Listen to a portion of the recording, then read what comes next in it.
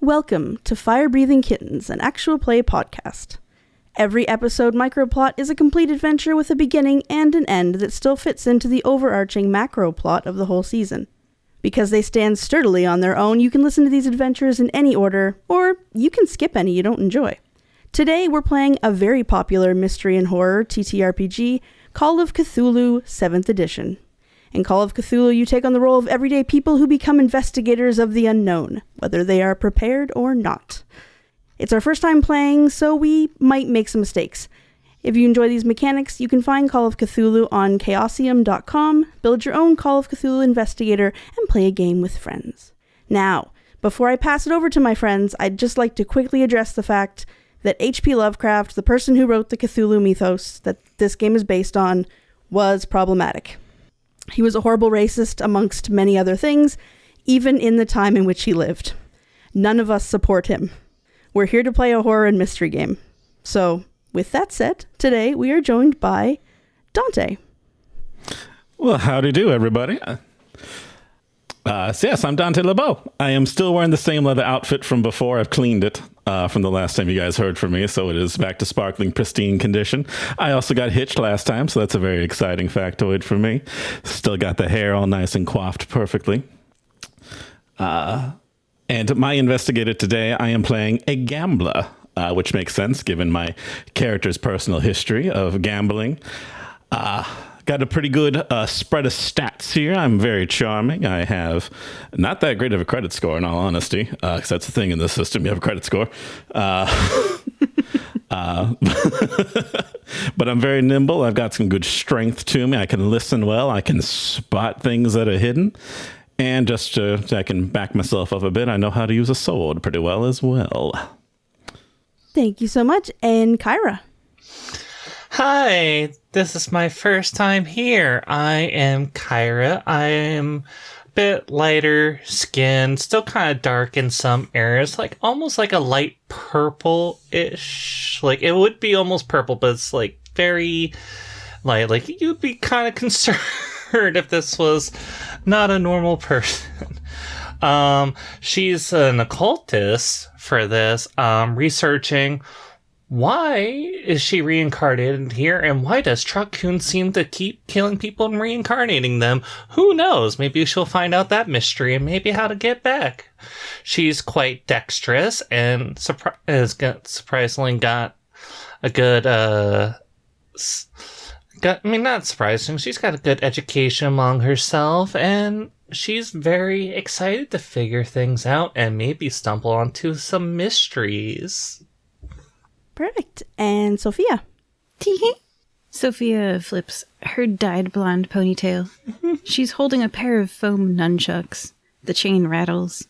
My stats for Call of Cthulhu are a 75 in Spot Hidden, Natural World, Fighting Brawl, Arts and Crafts Dies, Charm, Drive Auto, and I had some extra points, so I have a 52 in Dodge.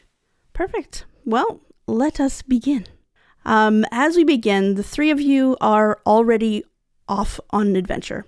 You're in a spacious and comfortable car on your way to the edge of New Anthera, having just accepted a job flyer in the Fire Breathing Kittens Guild Hall. The flyer had mentioned visiting the Harrowfield estate to investigate reports of trespassers after the disappearance of its owner. It states that adequate compensation will of course be provided as long as a report is filed. Your driver is a petite, older woman with short, curly white hair who calls herself Mrs. Rita Finch. She's been quiet during this long but uneventful drive and perks up as the road turns to gravel. Oh, there we go. We'll be there presently, my dears. I do apologize for my lack of conversation during the trip. Very poor manners. These roads are just so twisty-turny that if I don't pay close attention, I could get lost. Now then, once I drop you off, I will need to leave immediately. I have another appointment to make.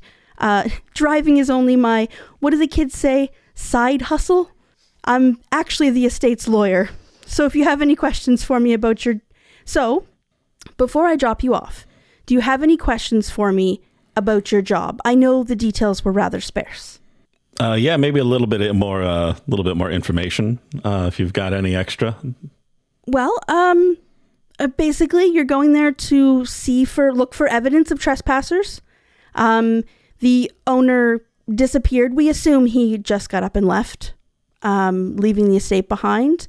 But in order for the estate to be reclaimed legally, we have to make sure that it's secure and there are no trespassers. So you go in, you search the whole property, and then let me know everything's okay. I'll come pick you up, and then you're done. If we do run into trespassers, do you care what condition they are when they cease being trespassers? She kind of chuckles and says, "Sweetheart, I won't be there, so whatever you have to do, you have to do." We had a guard there briefly, and he left abruptly.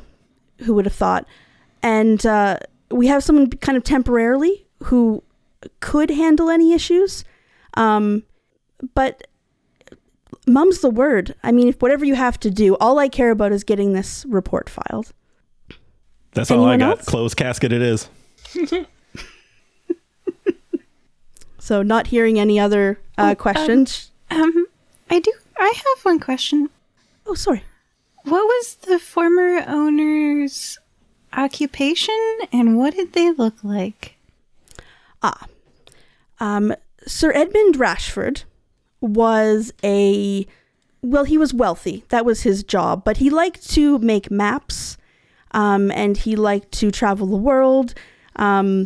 He made a good deal from creating maps and formula for sailing. So he has a lengthy college background, but essentially when he disappeared, he was living his life as kind of a man of leisure. He was making maps and doing that kind of thing. Oh, and in case we, bump into him, what did he look like? He was older, about 61. About 61. He was 61. Last time I saw him, he was 61. He was kind of a lean man. Always had ink-stained hands. He looked a lot more fearsome than he actually was. He was a wealthy man that gave a lot to charity, and was a very kind soul, despite looking rather wealthy. Thank you. She kind of glances back and she's like, "Any other questions? We should be turning the corner in a moment." I mean, I have one. Why turn to us and not to the authorities? I'm sure the authorities could make sure there's no rascallions in the manor. Well, the authorities come with a certain degree of red tape.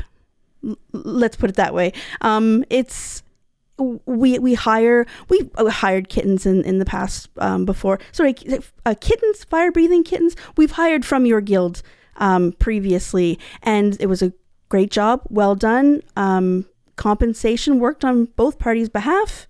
So we thought, why not go back to what we like? Sofia looks at Dante, who just offered to kill people. Just looks back. Yeah, Caiyra is also kind of giving a slight side eye. I just asked if we were allowed to. We found him this way. I swear, officer, they just came like this. He fell into my knife.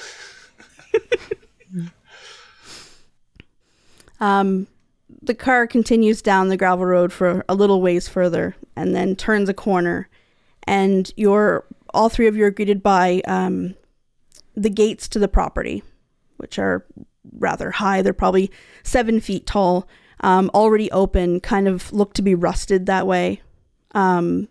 It's like they haven't been closed in years, despite the fact that this is a relatively new thing. The gravel drive just beyond is overgrown, but passable, and at the end of it, perhaps 100 yards off, the estate sits in the gray afternoon light. 3 stories of dark stone, a newer wing kind of jutting off the right that doesn't quite match the rest. Not a single light on in any window. And in general, the area is wild, becoming wild, but not unpassable. There was a time when the grounds were better maintained. So Mrs. Finch parks the car close to the estate, but not right up in front of the door. And as she turns the car off and the doors of the cars open, the smell of like magnolia just wafts over the whole estate. And there are some huge trees with large white flowers next to a big guardhouse near the right of the property. And she waits a moment until you're all out of the car. And then the second the doors are closed, she's gone. The car drives up the driveway, and she's turning and gunning it back the way she came. You know, any other day that might come across as a little strange, but I think after we're done here, they need to call a gardener. Put a little pedal to the metal there on the way out. I mean, could have done that on the way here. Well, Caiyra's just jealous we didn't arrive at that speed. Yeah. Yeah. So what would you all like to do? Oh, it smells so nice here. I'm going to go over to the magnolia and just like eat a petal. I didn't know you get used to that edible. after a while. It's fine. I don't think, are they? I don't know if they are or not, but... Tastes like ginger. All right, gang, let's look for clues. I'm just going to walk up right to the front door. Okay. The front door opens with no resistance. It's unlocked. Kind of squeaks, kind of makes you shudder a little bit when the door opens because it's got that annoying squeak sound that a bit of maintenance would have gone a long way. And Sofia and Caiyra, do you go in as well, or is Dante going in by himself? Yeah, I'll follow behind. Before going in, I would like to roll a spot hidden. Or I don't know. How does this work? Do I, the player, like ask to roll, or do you tell me to roll? No, I can tell you to roll, but you can also say, "Hey, I would like to roll a spot hidden." I would like to investigate these trees. Perfect. Give me a spot hidden roll. Oh no, the dice. Okay. 0, 0, 0 is 100. 0, 0, 1 is 1. 10, 0 is 10. Correct. That's a 71. And I have a 75 in spot hidden, so I'm in my regular difficulty success zone. So with a regular success, you don't see anything extraordinarily out of the ordinary. But you do see that there have been people, or there's been something like sitting beneath the trees at times. Probably not an animal. Kind of, it's too big and too... the indentation is too kind of a lump, whereas an animal would be like more oblong and there'd be paws, stuff like that. So there's kind of a little bit of a wearing underneath one of the trees. I would like to put my butt in the butt spot. When I sit this way, what do I see? You see the guardhouse, which is right in front of you, and something moving around inside of it. Oh, well, I'm not doing that alone. Okay, so I tell my friends, and I'm munching on some petals, and I'm like, these are good. Do you think we should share them with the guard?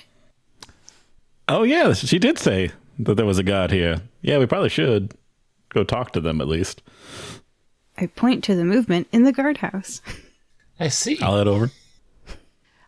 So there is, coming up on the guardhouse, there is something inside. Kind of moving around. There is, sounds like paper shuffling, and then the sound of like a cup hitting the ground, and you hear a swear word, which I will not say, in a very thick Irish accent. And you see ears before you see the rest of them. Rabbit ears kind of stick out around the corner of the guardhouse. And Morel Amanita kind of pokes her head around the side of the guardhouse and immediately smiles and looks at you, Caiyra. I believe you've met Morel before. Yes. I believe I have. She says, it's been a long while. Apologies for the lack of an Irish accent. I cannot do one. She says, it hasn't been that long. Sorry if you don't remember me. We met on the road a little while ago. You were in need of a bit of food, and I happened to have a bit extra. Yeah. She says, why are you here? They hired me to watch the grounds after the last caretaker disappeared. I just, what are you doing here? This place isn't safe. Why are you here? Oh, I'm with the fire-breathing kittens, and we were told to make sure there's no trespassers. Oh, what did they tell you to do if there are trespassers? To let the person who hired us know. And also, I mean, to make sure the trespassers are taken care of. She says, oh, taken care of, that sounds ominous. I mean, that's what one of my colleagues said that they would do. She kind of looks and kind of gives a little wave. Oh, I wave back. I also wave back. She says, I haven't, I'm glad you're here because I haven't been in the building. I know I'm supposed to guard the estate, but I've seen figures in the windows and I don't want to go in and meet them. And could be dangerous.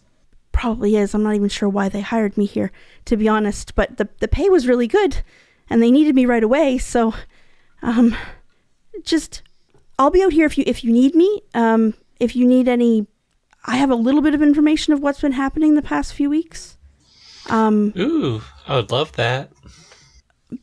Basically, a lot of shadows, when there shouldn't be shadows, and it's probably just people. They're probably just hiding, and I hide too if I see them, so they're never going to get caught. But listen, I went inside once, got about 10 feet inside, and then I left. That's about as far as I've gotten. So if you get that far, you're doing better than me, but I haven't seen anything super scary. Well, that's good to know. Well, I hope you don't disappear like the last caretaker. Bye. And Caiyra just starts walking to the front of the building. Well, it's a pleasure to meet you. Morel? I think I heard you. Morel. Yeah. It was a pleasure to meet you. I'm going to go take care of these shadow people. I leave a handful of flower petals with Morel and walk away munching them. She very happily starts eating them and then goes back to picking up the broken pieces of a cup that she dropped when everyone startled her. So you all go inside. Yes. As mentioned previously, front door, unlocked, opens easy, bit of a squeak. And you're greeted by, things are mostly illuminated from the sunlight outside. And you're greeted with a great hall. This is kind of like the main greeting place of the estate. It's where visitors get the first glimpse of how wealthy this individual is, or how wealthy his family is. But the great hall is tall and cold. It's stone floors. Furniture's all been pushed to the sides and heaped under big white dust sheets. They've gone kind of gray and dusty. And I won't go into too much detail because I don't want to overload you all, but essentially there's a big staircase at the far end of the hall, and then portraits, things like that up on the walls. And then there are a wing on either side of the Great Hall. So, okay.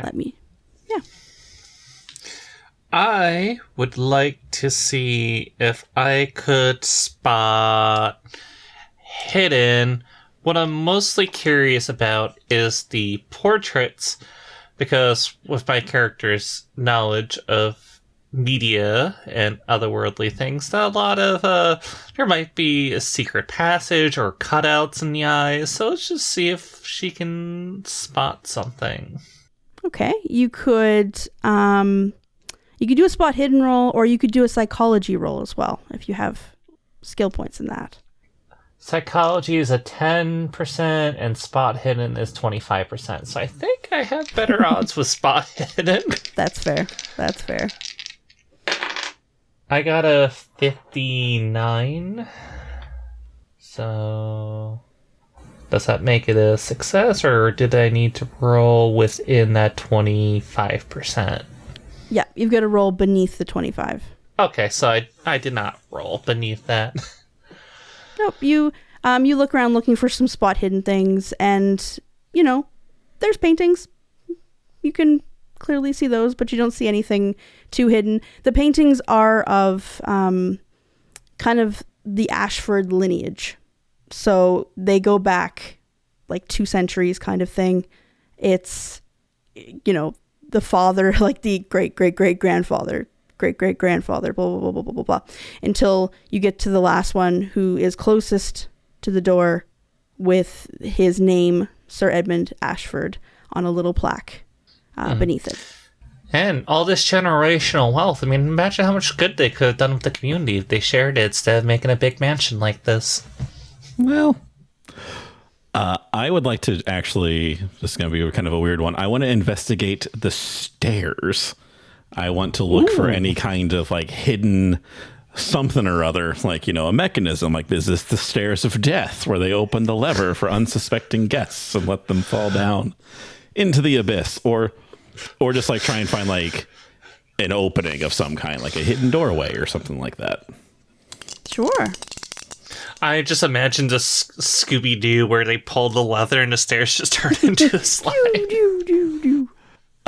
So I rolled a 55. My spot hidden is 75. That is a regular so that's success. Still a regular success.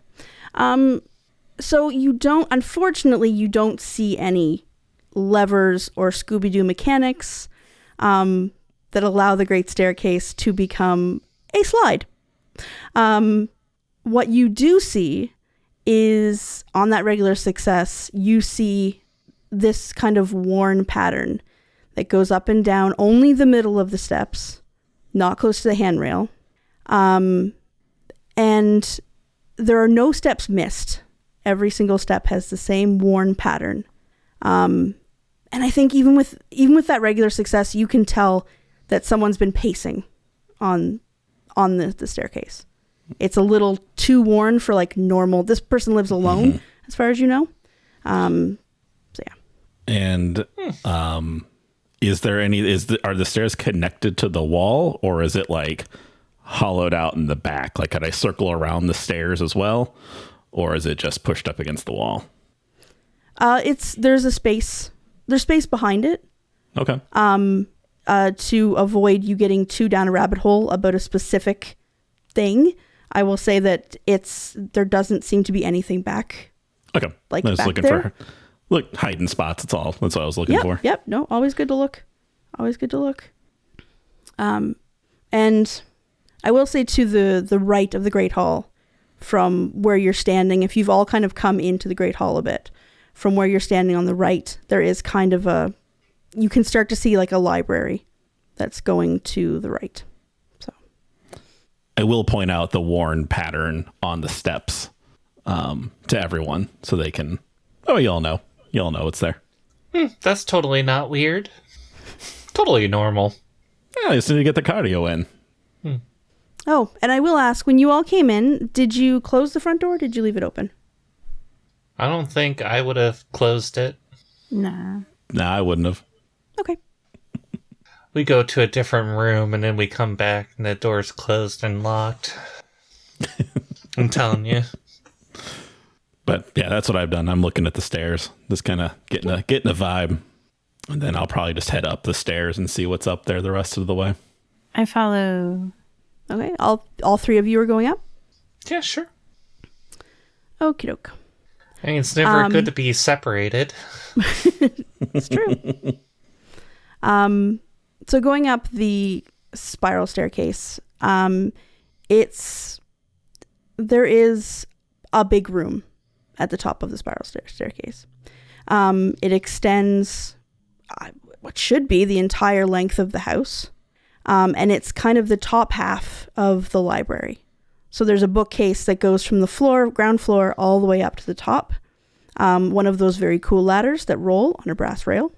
And there are some like very tall curtains that come down that are kind of letting the light in on these books so that everything's kind of the color of like old paper. And the whole room just smells like ink and cold coffee. This is a librarian's dream. It smells so nice, if you like that kind of thing. This is kind of the top half. So when you step off the staircase, you're able to look down to the ground floor library, where there is a big writing desk, paper scattered everywhere. Essentially, it looks to be like the most used room in the house. Does the desk look like it's been used recently? Like, does it look like there's not too much on it? It looks used, and it looks like it's not been tidied. Mm-hmm. Most of the things in this house don't have that much dust on them. And the papers are kind of all set out. They're not like when you finish doing paperwork, you might stack everything and put them back on the desk. This is kind of like one paper's on the left, one's on the right, one's in front of you, kind of laid out as though someone's working. And there's a few maps that are kind of unfolded with ink and stuff around them. Okay. Is there a roll I would need to do to see like what's the most recent like paper, to see like if there's like a date on it that seems, or maybe something that seems like it has the least amount of dust on it? I think you would have to do like a spot hidden roll up here, or if you go down to the ground level, then you could just look through papers. Okay, so I have to go back down to look through the papers. Yep. Gotcha. Man, I could try my luck again with spot hidden. No, that's a 41. Getting closer. Having a 25% in spot hidden is not great. It's a good try, though. I appreciate that you did that instead of going downstairs and rifling through. Yeah. I appreciate the roll. Less effort. For your character, yes. Yes, for my character, less effort. She's not the most physically fit person. Well, we're not going to get a whole lot done if we keep staying up here. So I'm just going to go ahead and head on down that way. Down the hallway to the rest of the second floor? Or... Yeah. Yeah, okay. I'll follow. I like that I'm in the middle. Yeah. You're just vibing. Yeah. Nom, So- nom, nom. So you're staying on the second floor? Yes. Right? Yeah. Sorry, I may have misdescribed this. Okay. The only thing on the second floor Oh. is the top half of the library, kind of some like study space, like a table with some like books and things like that. And then the majority of the house is on the bottom. Okay. On the bottom floor. Gotcha. It's kind of weird that those stairs were so well worn when there's nothing up here. Are we missing something up here? I think we need to get a closer look and see what kind of tomes this person was interested in. Can I look for secret rooms up here that someone might make? Like, why would you climb up the stairs a whole bunch and make a well-worn path in the stairs to just be on the balcony? You know? So, I think there's... Honestly, what I'm looking for is, like, square footage behind walls. Like, external wall versus internal wall. And I'm thinking, there's a room somewhere. Is it okay if I roll? Yeah. I roll for spot hidden, psychology, surveying, any number of... I rolled a 40 in Spot Hidden, which is not the second best category, but just a regular success. Okay. Regular success. I will say that looking around this room, again, like you say, it doesn't make sense why there would be a path going up there. When you look at the number of books tend to be roughly the same size, like a hardback, old school kind of book, hardcover book. They tend to be the same size, and you kind of notice that books laying along the walls, there are more books laying on the walls on the inside than on the outside wall. So you wouldn't know unless you actually measured it, but it kind of looks like one wall's longer than the other. Hey, Dante, Caiyra, doesn't it kind of look like one wall might be like longer than the other? Well, Sha, I do believe you're correct on that. It does look like that. I also saw these books are House of Leaves, so that makes sense. I mean, I've seen a lot of media where there's typically hidden rooms behind books used as levers, or maybe even candlesticks used as levers, so not too far-fetched of an idea.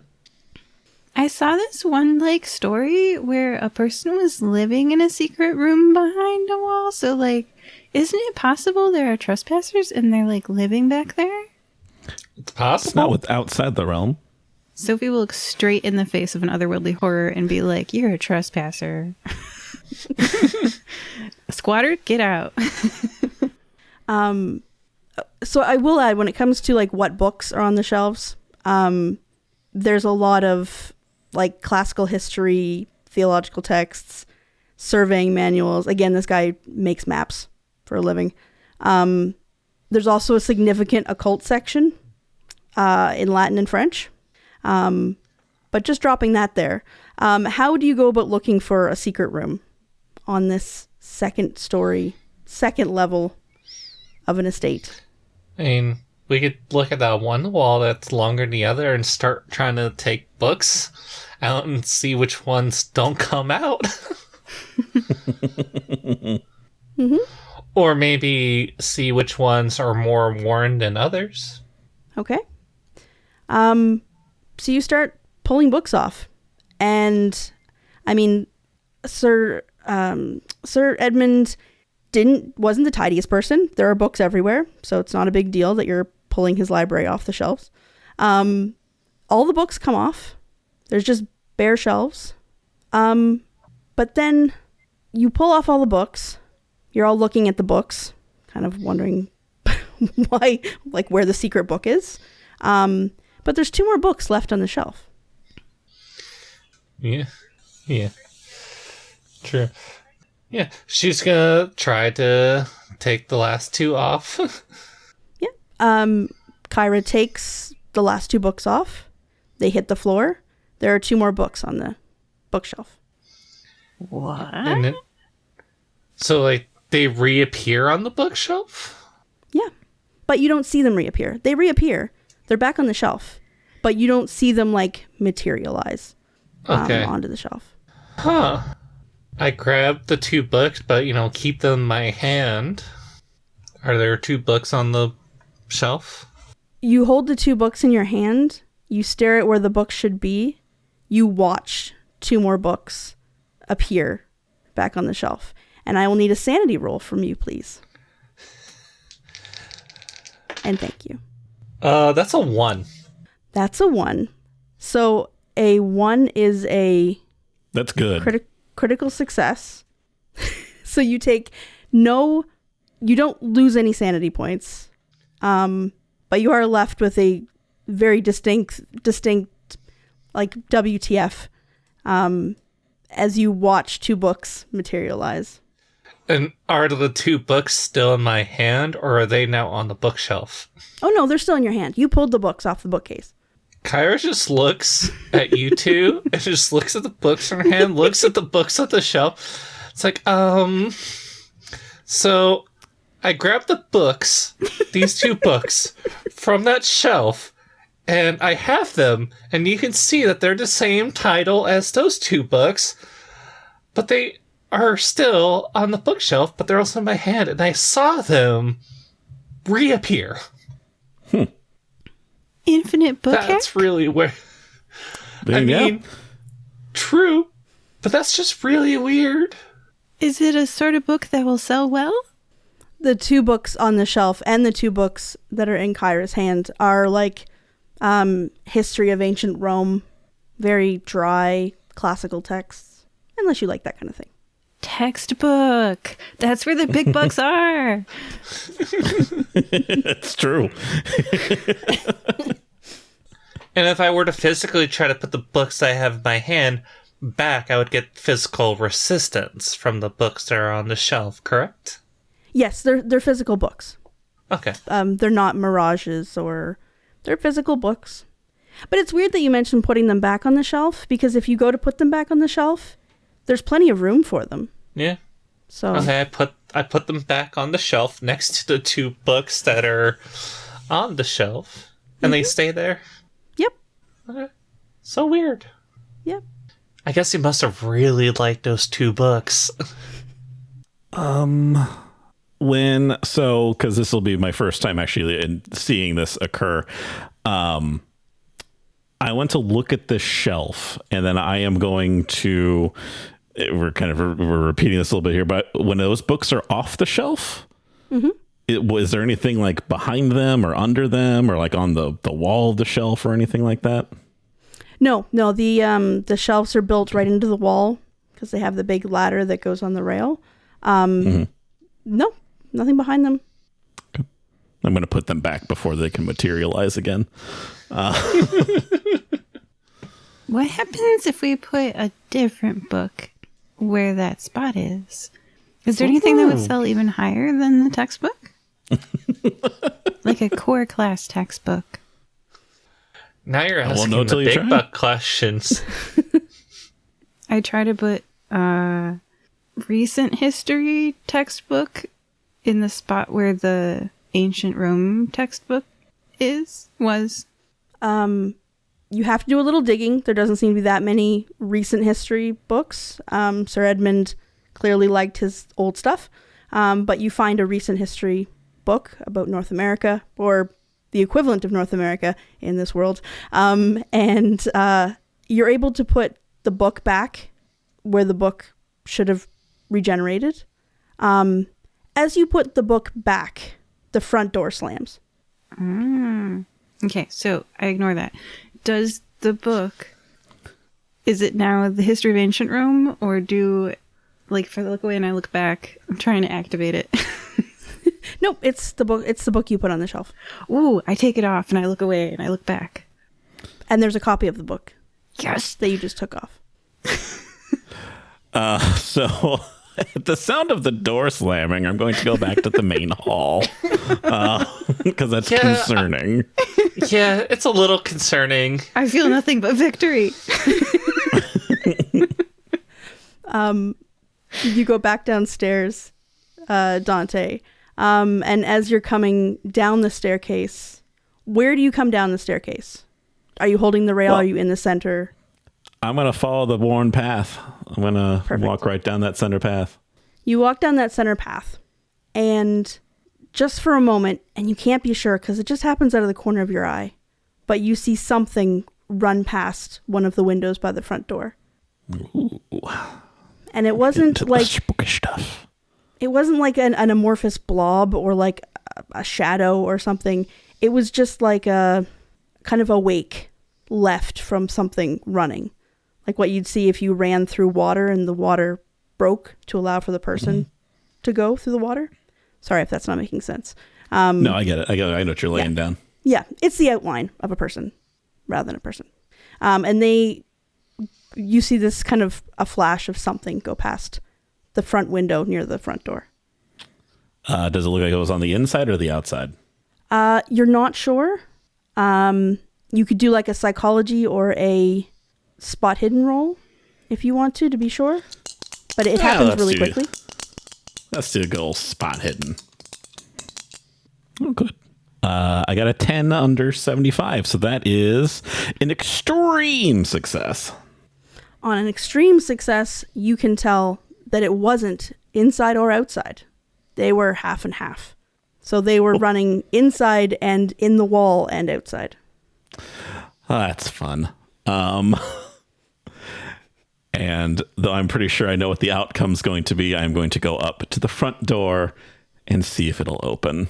You open it, no problem. It's not locked. You look outside. It looks exactly the way, like the way you left it when you came in. Do you stay inside or do you go out? I'm going to stay inside because that's where all my friends are. Okay. That makes sense. And I will actually just close the door again. Okay. Yeah. I would have been following a little bit behind, also going down the middle path down the stairs because, yeah, the door automatically closing itself was a little concerning. I mean, but it could have been the wind. It's not locked. I doubt that, but sure. I don't have a way to prove that I doubt it, but I doubt it. Sadie, are you still duplicating books on end? I would like to roll for how many books Sophie has at this point. Give me a library use. Oh. Library use, if you succeed on that, I will give you an exact number. Otherwise, I'll give you a ballpark. Wait. I read the rule book about this. Okay, so I have a strategy, listeners, for playing this game. The rule book says that you can use your other skill worse. Let me find the exact page in the book. I remember I was talking about this where you can use this the other skill. Yep. I think it's like one harder difficulty, right? Yep. One harder difficulty. Library use has a base of 20% for everyone, right? You get 20%, but all my other skills are at 75, 37, 15. So if I can convince the GM in this moment to let me use any of my other skills, I'll have a 37 instead of a 20. And that's the brilliance of my character design. I can do nothing except for some things, which I can do really well. Okay, so library use sounds kind of like it's a knowledge sort of thing. So I have 2 knowledge skills. I will also let you use art, like your dyes. Ooh. Okay. Because the books are all different colors. Oh, the books are all different colors. Okay, can I use my dyes at 37? Sure. Ooh, okay. So I'm copying books, and I'm being like, this book's cover was dyed with this dye. And that book's, oh, look at the color pictures in this. I think they must have used this dye. So now I'm rolling for a 37 instead of a 20. Isn't that, yeah? No, my fellow players are bored. All right, okay. I am enthralled. I don't know what you're talking about. Well, it doesn't matter. It was a 68. That's a failure. I probably am making terrible books. You may have you may have 3 books. You may have 30 books. No, the important thing is you're getting more and more books every time you do this. Oh no, I'm doing the copy editor problem where I'm copying the copy each time, not the original. Darn it. Sophie, why are you so dumb? It's too blurry to read and I haven't noticed. I will at the new thing I just found out. I'm not going to go back into the library yet, but I'm going to call out to Sophie. Like, hey, Sha, you should probably stop doing whatever you're doing right now. I think we may have the intruders on our hands. There's a whole other half to this house we still need to look through. Oh, right. I leave what I think is just a pile of gold in books, but if you open them, it's way too blurry to read. And I happily run down the stairs to you, stomping down the stairs. These books are all in wingdings. No. They're just memes, just pictures of memes. It's all lorem ipsum. Yeah. So I saw the spooky thing run away to the other side of the house. So I feel like I don't think so. No, I mean, It didn't lock us in, which is good, but you saw which direction something ran in, so maybe we should head that way. I think that's a solid plan. It ran towards the library. Okay. It ran towards the library? On the ground level. Oh, okay. Well, good. I eventually wanted to investigate the ground level anyway of that library anyway, so it works out. Yeah, let's go take a look at the ground floor of the library. There's probably going to be something else we can look at down here. I follow. So as I mentioned earlier, you have Edmund's desk in the center of the library. Hasn't been tidied in a while. There's papers all over the place. There's a mug of coffee sitting on the desk. There's a leather portfolio sitting open. The top sheet's a map, kind of beautifully drawn, technically immaculate, and it's of this house. It doesn't take any skills in cartography to know that this is that he had been drawing this house. And then there are a few pages underneath of it. Okay. Is there a hidden room? That's what I was about to ask. How would you like to look for a hidden room? On the map. Oh, on the map. Yes. Okay, so you look at the top page? The top map? Yes. Excuse me. Bless you. The map you're looking at, you can clearly see you're in the library. You could very easily make a little X that shows where the library is. It branches up to the top floor where you have the second half of the library. It looks the same as when you were up there. Kind of a weird shape there's some empty space that you can't really understand, but it's the same as what you just saw upstairs. And then downstairs, off to the left, there's a kitchen. Nothing strange there, just a kitchen. And then to the right, you have the east wing, which there's a mention that it was built earlier. And you have 14 rooms in between the library and the east wing. Okay. So, by only going to the, heading to the east wing, would be able to eventually figure out if there's a room on the map that doesn't match what we see. Mm-hmm. Is that what I'm getting? Because we haven't explored that side yet, so we don't know if there's... It's like if we look at the map like, hey, this room isn't here, but it's on the map. Well, that's the thing. And I won't make you roll for this because, one, because I'm not sure exactly what I would get you to roll. And two, because you were just outside looking at where the guardhouse is. It seems very unlikely 14 rooms along a corridor would fit between where you are right now and the east wing. Yeah, I might not be super great at math, but something ain't math in here. The map is showing there's like 14 rooms, but there's just not enough room for that. Yeah, I mean, this is a big house, but it ain't that big.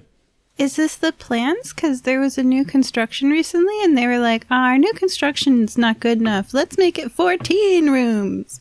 And, like, this hasn't been done yet? Possible. It doesn't... While that is always possible, there doesn't seem to be anything around that shows that construction was ever started. You on said this one of huge... There's a new wing, right? On this building? Yes. Right. Yes. That's what I'm saying. Like, they built it and then they had instant buyer's regret. And they were like, why did we only expand this much when we could have had 14 rooms? Oops, died. Okay. I can see what you're getting at. I will say that there are more maps underneath this one. Yeah. And they don't show the 14 rooms. Oh. But are they the same house? All the same house. And to kind of avoid to seem like I'm trying to stack things, there are dates on each of the maps. And the one with the 14 rooms is dated the same as the one beneath it. Okay, that's odd. Oh, like they were like, should we build 14 rooms or should we? No, that's too expensive. Let's just build like 2.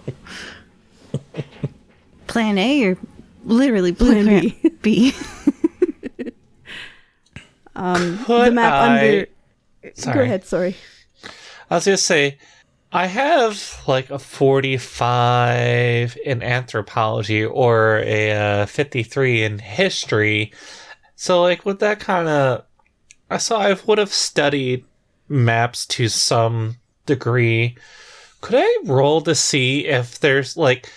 Even though these 14 rooms, that there's no... Like, I know like looking at this building, there's no way, but like even on the plans themselves, like how did they try to make this fit? You get what I'm trying to say? Yeah. Roll me a history roll. And we'll say with a regular success, you can see any kind of basic discrepancies between the maps. I got a 67. So close. These maps are very different from the ones that you have learned about. So they're kind of, it's hard to tell between them. But there is, I will say with that history, even if it's not a success, you do have knowledge in maps with a history background. So I will say you do see they're all dated the same day, and the bottom map is drawn a little more chaotically than the others. You can see kind of a deterioration between the maps of like someone first one, second one, third one, kind of going down. They decrease in quality. It seems like whoever was making these maps was maybe starting to lose it a little bit. Got a little bit more chaotic, a little more interesting. Will you maybe take a look at some of these rooms on the east wing, and maybe we might find something that was planned or might even still be there, but it's not actually physically there. A hidden room. Gotta love those hidden rooms. It does sound like the only way we're going to actually know what the layout is by using our own eyes to see what actually is beyond door number 1. So there is like a door in the library that like leads to the rest of this stuff? Or is it... Okay. Yep, there's a door that leads into the east wing. And I'm going to take some of the maps, like the one with the 14 rooms, and then some of the ones that are still like goodly drawn, so that way I can compare and contrast the layout of what we see. And Caiyra, when you pick up those maps, a piece of paper falls out of the stack and flutters down onto the ground, written in ink and written in a very similar hand to like the legends that are on the maps. Okay. I look at it. It starts off in normal hand, and then it kind of gets more and more kind of chaotic, as you said. The main part you can read is the discrepancies are not errors. The original structure still exists, but it's been written over and then signed EA. And then on the back, company? and on the back, it's just got the word mistake written over and over and over again, to the point where you can't even tell what the word is anymore because someone's just written it a whole bunch of times. Mm-hmm. So this piece of paper came out of the map stack, and it says that the errors are not mistakes, and the original is still there. So I wonder, somehow these 14 rooms are still there, even if they might not physically show. Ooh, maybe there's a basement. However, the concerning thing is the back of the paper where it says mistake, and it kind of starts getting gibberish near me. And I'm still assuming they're trying to spell mistake, but it gets a little weird. That's probably not concerning. Nah. I like to practice my penmanship too. Totally normal. Well, truth be told, I mean, I do think the only way we're going to actually find anything out is we're just going to need to go through this doorway and see. Are there going to be 14 doors on the other side? It's going to be one door where you open it up and close it real fast, and it's going to be a different room every time you do it. It's only one way to find out. Only one way to find out? I'm going to go through that door like I own it. And I think now is a good time to take a break. Joining us for part 1 are Caiyra. Hi, I'm Caiyra. Dante. We'll see you back in part 2 for more spooky mystery stuff. And Sofia. Oh my gosh, I could have been copying gold coins.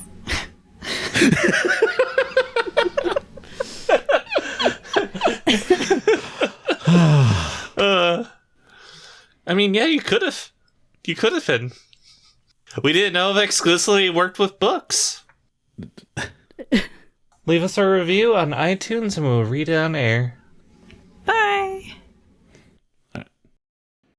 It's the mid-episode break. Did you know? We don't pay to advertise this show. So the only way we can grow is if you tell someone about us.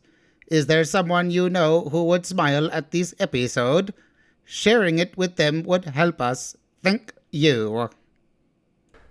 Today's mid-episode shout-out is, quote, "Thank you to the best Hatha yoga instructor ever, Anika, for helping me find balance and peace in a hectic world. Your guidance is a true blessing," end quote. Is there an episode of Fire Breathing Kittens that would make someone you know smile? Telling them about it would help us. Thank you. Welcome back. Our players are Caiyra, Hi. Dante, How do you do, y'all? and Sophie. And Dante, do you want to give us a recap of part 1? Oh, I certainly can. So we are at this big old abandoned mansion that's not as abandoned as we thought it was going to be. Also, the person that dropped us off sped away like a lunatic. Hopefully they're still doing okay. I'm sure they're halfway back home by now. We met a little rabbit person named Meryl, who was Irish, who is currently eating some flowers that were dropped off. We went inside the mansion. We found out this owner of the mansion really just loved books, has like an entire wing of the house dedicated to books.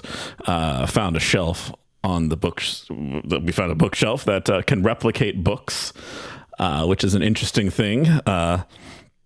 Tried to pull off an infinite money glitch, unsure the success of that. I went back out to the main hall because the door slammed shut dramatically and saw a spooky wake of a person going by like they were swimming through the walls, which is odd. Went back into the lower part of the library, found a map, which is a very confusing map that shows there's way too many rooms existing in this mansion. And we were going to head into the door because the only way to solve the mystery is to lay thine own eyes upon it. And that's where we left off. Perfect. And Dante has just opened the door to the east wing. Mm-hmm. So as the door from the main wing opens, it leads into a corridor that is immediately, subtly, but immediately wrong. It takes a moment to place it. The ceiling is the right height. The floors are the same stone, but the hallway's too long. Not obviously, not impossibly, just a few feet more than it should be based on where you came from and what you saw outside. There are doors on both sides, and the architecture here is different, plainer, kind of more focused on practicality rather than, showing off wealth. At the end of the hall, you see an opening to like a bigger room, and then there are doors on either side of the corridor. And just standing there, all three of you looking down this long corridor, you see something, and I use this word deliberately, skitter across the opening of the empty room at the end of the corridor. Was it mouse size? Do you use the word skitter, or is it like elephant? Apologies. It's a human-sized skitter. Oh. Well... and it went down the hall, you said? No, it crossed the opening at the end of the corridor. So whatever it is, you can assume is in the room at the end of the corridor. Well, only one way to find out what's skittering down these here halls. I'm going to start walking towards it. So are we just a quick question for Caiyra? Are we going to let Dante kill intruders? Because this is the thing we should discuss now, not later. I mean, if I didn't see it happen, did it actually happen? Should we not follow Dante right now? We probably should follow Dante. But not look? Unsure.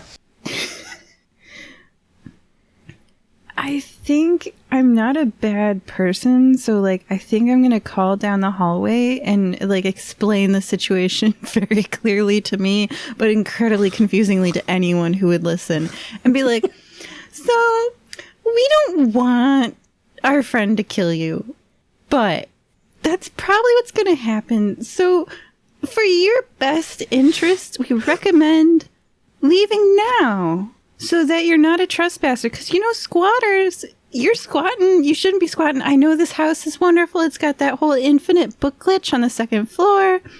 And it seems like when you're part of the 1%, your inside's your house, just like you have more room than everybody else has, which is unfair. This hallway, mine wouldn't be this long. So I get it. This is a great house. It could definitely provide for your family for generations. But now there's hired muscle here, so you might want to leave. Because we don't know what's going to happen. So your time squatting is over. You should leave for your own good. I shout down the hall. As you shout that down the hall, Dante, you're kind of taking the point forward position. As you're walking down the hall, which seems you've been walking for like a few seconds and it doesn't seem like you're getting very far. You see one of those, we're going to call them wake people because that's a better name than what I came up with it. Stop and stand in the entryway to that big open room. They don't skitter by. They don't, as soon as Sophie finished speaking, one just stands in the entryway to this corridor. What? So it's like I'm closest to it, I presume, then? Yes, you're closest to it. What do I see? You see, it is like, think of someone going invisible on a TV show, but they have to show you where the invisible person is. So they have like a kind of like wake around them. They're kind of shimmery, and it's the outline of a person roughly your size, roughly your height, standing in the doorway of the corridor. But they have no there's no clothes to delineate where they are. It's just an outline, like a child drew an outline of a person. I will look at this wake form here. It's like, all right, good. You came out of from all skidding around all over there. So listen, I don't want to have to do anything to you if I can avoid it. But we're here to clean house. You're part of the mess. We got to get you out of here, okay? If you just go ahead and leave out that front door, or if there's a back door, you can leave out the back door. That's fine. If I got to scrape you out of here, that's fine too. I'm all down for either way. The confidence. I love it. Gotta love it. It stands there. You're not quite sure if it's listening or not, mostly because it has no features. It doesn't gesture or say anything. It just stands there in front of you and then just disappears right in front of you. Nothing in front of either of you to prevent you seeing them leave. And I'd like you to roll me a sanity check, please. Yes. Wyatt just did what he asked. It was just standing Because it there just menacingly. That's like straight It up ain't what he natural. wanted. Well, I rolled a 23 and my sanity is 80. So Okay, I think you're I'm safe. all right. You don't lose any sanity. It disappears, and then the door next to the door next to you, you're the closest one to it, on the right-hand side, opens up. Well, ain't that something? And if you I'm were gonna to go look in. okay. Follow Inside, behind. inside is like think old-timey office, a desk, kerosene lamps, more books, bookshelf, papers all over the desk, a like banker's light, those lights that have the green thing on the top. And it's got this like little portfolio of papers that have been opened. And you see your name at the top of one of the pages. Oh my. I'm going to look at the page. So these pages are from a bank roster, who it appears that Edmund, Sir Edmund, my apologies, was he owned interest in the bank, essentially. He had helped fund a bank that was starting to go under. And this is from the bank's solicitor. Mentions of the removal of an irregular from the floor roster. The irregular is described as someone whose consistent winnings exceeded statistical probability across multiple establishments. The letter names him, Dante LeBeau. And you see underneath, Edmund has written, in his more normal handwriting, doesn't seem to be very chaotic, understood, approved removal, and then underneath, I confess I would have liked to watch him play. And then it's signed and dated for that day. So you can gather he was one of the creditors amongst the several that you probably owe money to. And yeah, he seemed to have been a fan of what little he knew of you. Good to know even so far from home, I still got fans that love me over in Saint Lumiere. I'm going to pocket that because I'm going to keep that as a souvenir. But, Fair. Sophie and Caiyra, what are you doing out in the hall? What are you doing out in the hall? I would feel like I would have followed behind our friend our friend over here, and just make sure that nothing's too bad is going on. You both, you go into the room or you just look into the room? I'll go into the room. Okay. The room's not very large. It's the size of like a standard office. Nothing out of the ordinary except for papers, books. This room isn't very big. Dante's all the way in the room at the desk. Who's closest to the door when you come in? Probably Sophie, right? Like if I was the last one in the room. Yeah. Okay. Sophie, from where you're standing, you can see one of those kind of clear, transparent... You don't see a whole person, but you see a hand holding the banker's light on the desk. Okay, so I start talking to him. I'm like, I know. It's a great house to squat in, right? Like infinite book glitch, bigger on the inside, got all this bank stuff so you can do banking stuff. I don't know what the 1% does. But unfortunately, the lawyers say you gotta skedaddle. I saw you skittering earlier. I know you can do it. Your friend already left. Don't make Dante make this any harder than it already is. I'm talking right to the hand. Because the ear listening. Talk to the hand. You see the hand kind of flex around the lamp and then kind of let go. And you can hear footsteps. You can't see a person, you can just hear footsteps cross the room, kind of brush past you as they leave the room. And then the door slams. 2 down. Probably 12 to go.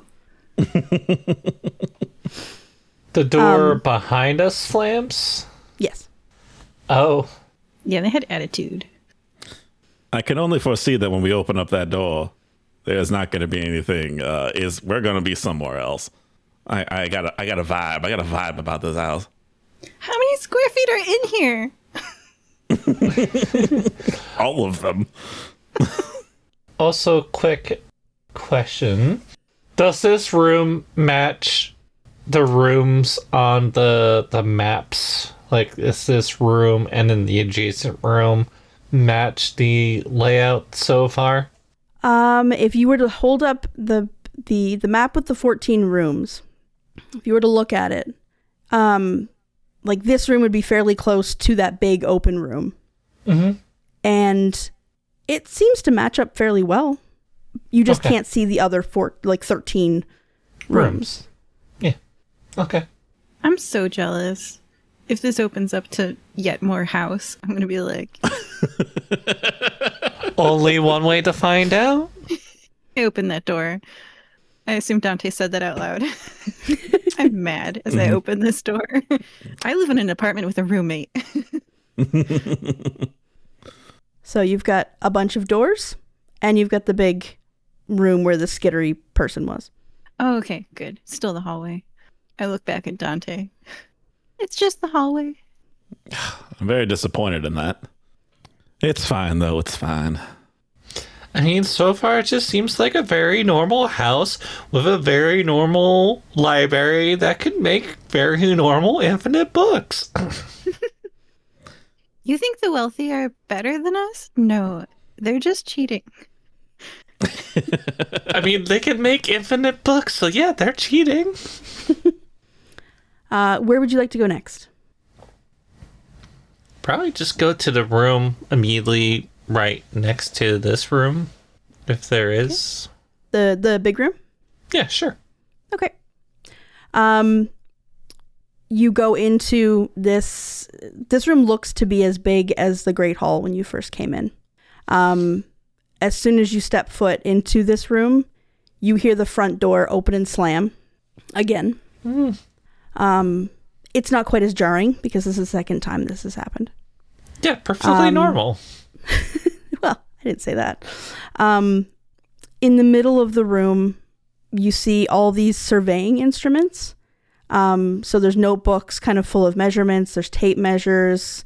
There's the angled, like a protractor, but it's a triangle instead of a round. But just a whole bunch of instruments that you would use to like measure a room, measure angles, that kind of thing.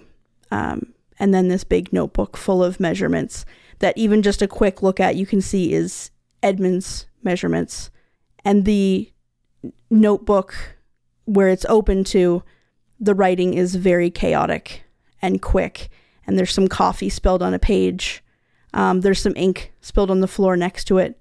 Shockingly, the ink is still wet. And everything about this room just feels wrong. And actually, I need everybody to give me a sanity check. Oh boy. I got a 21 under 80. I got a 70 with a sanity of 55. Oof. Yeah. I got a 75 with a sanity of 75. We'll say meets it, beats it for sanity rolls. So 75, you're okay. You take 1 sanity loss. Dante takes 1 sanity loss. And Caiyra takes 2 sanity loss. It's my first time playing. Does that mean I'm at 74 now? Yes. Yeah. Thank you. Okay. That means I'm at 52. I can math. So you all feel just kind of this kind of wave of... Actually, you know what? How do you think your characters would feel? Just feeling this real strange of like this feeling of strange wrongness. Like as you lose a sanity point or you lose 2 sanity points, how would that feel to your characters? I feel like my character kind of just being incredibly like weirded out. Like, you know, like the feeling like you feel like you have bugs crawling on your skin, but there's no actual like bugs there. I feel like it's a very similar feeling for that. I would feel it as a cold chill running up and down my spine. Mm-hmm. For Sophie the Cyclops, I don't think I mentioned she was a Cyclops earlier, but that's kind of important. She's a very visually oriented person. Everything looks kind of gray. Like the colors aren't popping. Okay. As that feeling kind of settles in a little bit, and you all kind of, whether you mean to or not, when you walk into a new room, you naturally kind of look at what's in the room. And other than these tools on the floor, there are windows here and there. They don't really seem to make sense. There seem to be too many windows. Like they had a sale on windows and somebody just went out and bought too many windows and then realized they had to install all of them. It doesn't really make sense. And then on the left side, there is a perfect replica of the staircase from the Grand Hall, taking up one wall, like on the left-hand side, that seems to go up into the ceiling. And there's no well-worn pattern. There are plenty of things in this room where it looks like someone just tried to redo the Great Hall that you came into, but they didn't have a plan. They didn't really know what they were doing. And as you all just kind of stand there, you see one of those skitter people just walk across the room. Doesn't acknowledge you, doesn't look your way. There's just a form that walks across and leaves, goes up the staircase and vanishes. This guy really had a thing for stairs, huh? Yeah. Well, I don't know where this is going to wind up going, but I seem to have good luck last time I walked up a flight of stairs, so I'm going to go ahead and walk up this flight of stairs, too. Yeah. So, Dante, you walk up the flight of stairs, holding the handrail, not holding the handrail? Nah, middle, like a boss. Middle like a boss.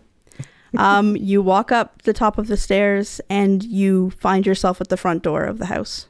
And roll me a sanity check, please. Yes! I still pass 61 under 79 now. Okay, you don't take any damage, any sanity damage. Yeah, the front door is there. It's closed because it slammed earlier, but it is unlocked if you wish to come back in. Oh, I'm outside. You are outside. What do I see if I turn around? The driveway, the front yard. And then if I go down the stairs, do I wind up back in the room? The stairs aren't there. You're just outside. Oh. Neat. I'm going to go back inside. Okay, you back inside. Caiyra, Sophie, you just watched Dante walk up the stairs, disappear, and then I think the building is small enough that you probably, and creaky enough that you would have heard the front door open. That is odd. And another skitter person walks across the room. Same as before, doesn't acknowledge you, doesn't look over, just straight. This house is so occupied for a house that is not occupied. You know, there's like so many people here. I mean, are these really people, and are they really doing anything? Like, they don't really seem to be interacting, and we're unsure if they even can hear us. Well, we've been telling them to leave, and they've been leaving. What would happen if I go up the stairs but not go down the middle and hold the guardrail? Is that what you'd like to do? Yes. Okay, you do that. You are outside, and the door is open. Dante's just come in. So the same thing happens to you that happened to Dante. And you rolled I was about to say, did you roll your sanity check? Yeah. What'd you get? That's an 80. It's an 80. Okay. You take 1 point. Cool. I'm all alone. There's no one here beside me. The troubles have all gone. And then a skitter person goes across the floor. I tell the skitter person, I say, hey. It doesn't stop. I need Dante to intimidate them. I go up the stairs. You're outside. Okay. Please roll me a sanity check. Okay. I'm mad because I don't have shortcuts in my house. Not that I need one because it's not bigger on the inside. But like if I want to go to the bathroom in the middle of the night, I gotta walk there. Like ain't nobody teleporting me there. All right. I rolled an 85. That is higher than my sanity of 74. I'm Okay, angry. So you take one. Take Okay, one sanity. 73. I'm just mad. Do I realize everyone has also gone up the stairs at this point and is now behind me? I think you would. Dante. Yeah. Oh, okay. So at least it all goes to the same place. That's neat. That's real neat. Listen, I don't want to go back to that hallway just yet, because we've got there's a west wing to this place, isn't there? There is. I say it's to take advantage of the fact that we're out of the fun house, and let's go to the other part of the fun house. Maybe there's a hall of mirrors in this one.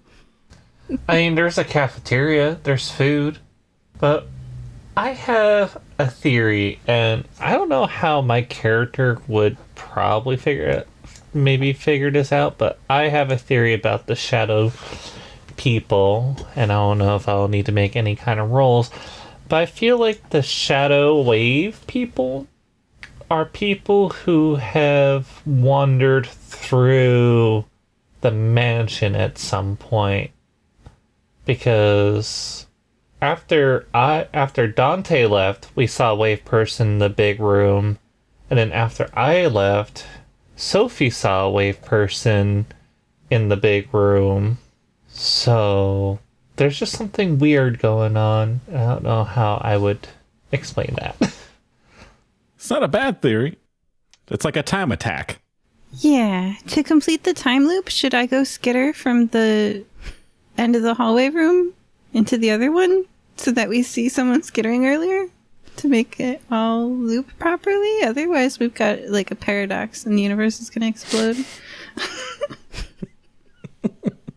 It wouldn't be the first time.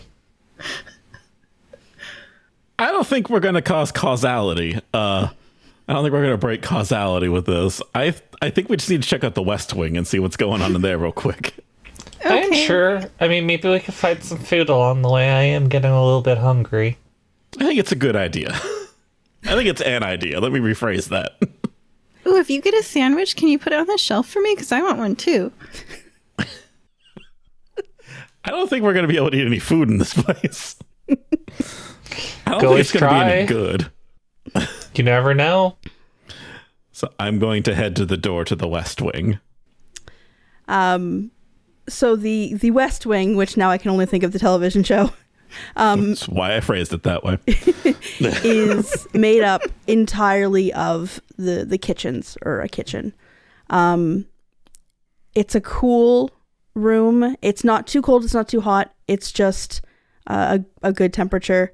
The main thing to see in this room is that someone has left in the middle of making tea or lunch.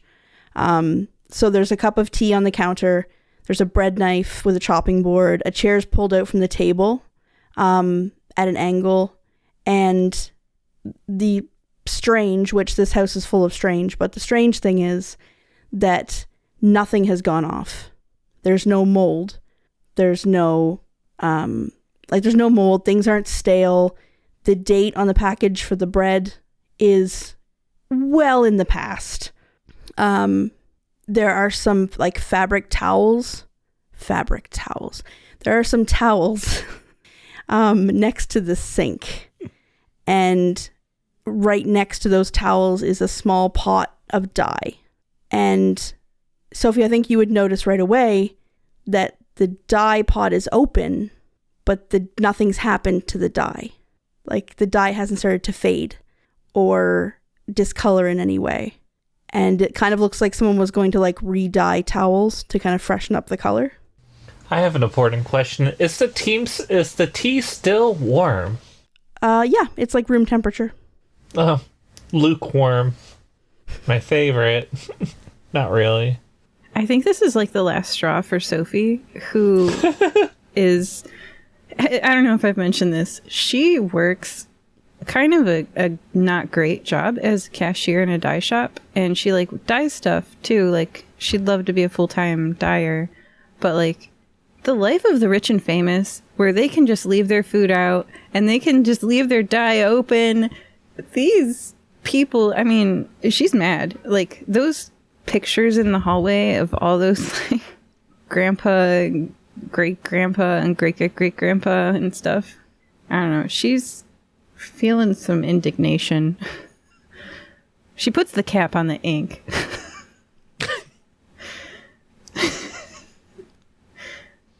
Feel a little better? No. Don't you worry, Sha. We'll be out of here soon.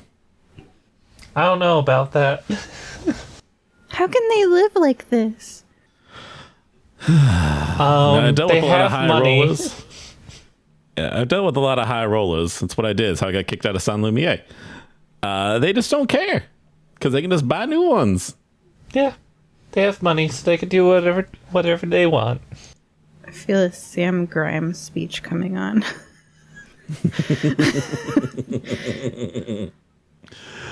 I kind of feel like maybe people should squat in here. Like maybe we should, like, why do I have to live with a roommate and this whole house is empty and look how big it is and convenient it is, and you can teleport to the front door. You don't even have to walk down the hallway to get back, and like your food doesn't go bad. You don't have to buy more food. I feel like maybe, how much are they paying us? It's never enough. We become the squatters. Yeah, seriously. Like, we could just make enough money to buy the law firm to defend us, and then we could be the new grandparents. Like, couldn't we just double a bunch of... I need to know if I can double the gold coins. Do you want to mess around and find out? Yes, I must know. I'll fall behind, because now my character is also personally curious to see if this will work. I want to take I'm the not book going. off.